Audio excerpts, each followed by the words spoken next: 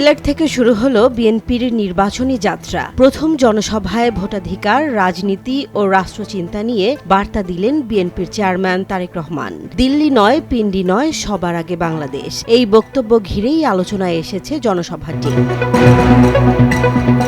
বৃহস্পতিবার সিলেট নগরের সরকারি আলিয়া মাদ্রাসা মাঠে বিএনপির প্রথম নির্বাচনী জনসভা অনুষ্ঠিত হয়। সিলেট জেলা ও মহানগর বিএনপির উদ্যোগে আয়োজিত এই সমাবেশে প্রধান অতিথির বক্তব্যে তারেক রহমান বলেন, দেশের রাজনৈতিক ক্ষমতার উৎস জনগণ, তাই বিএনপি দেশের মানুষের অধিকার ও ভাগ্য উন্নয়নে বিশ্বাস করে। তিনি বলেন, দিল্লি নয়, পিন্ডি নয়, অন্য কোনো দেশ নয়, সবার আগে বাংলাদেশ।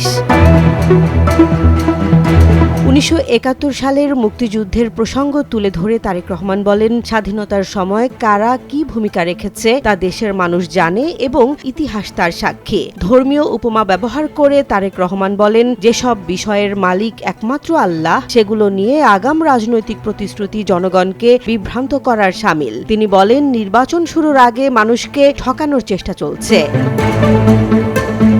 আওয়ামী লীগ সরকারের সময়কার নির্বাচন নিয়ে সমালোচনা করে তিনি বলেন, গত 15 থেকে 16 বছরে ব্যালট ছিনতাই, ডামি প্রার্থী ও নিশিরাতের ভোটের মাধ্যমে মানুষের ভোটাধিকার হরণ করা হয়েছে। তারেক রহমান অভিযোগ করেন, উন্নয়নের নামে দেশের সম্পদ লুট করে বিদেশে পাচার করা হয়েছে। বিএনপি ক্ষমতায় এলে শুধু ভোটাধিকার নয়, মানুষের অর্থনৈতিক স্বাবলম্বিতাও নিশ্চিত করা হবে।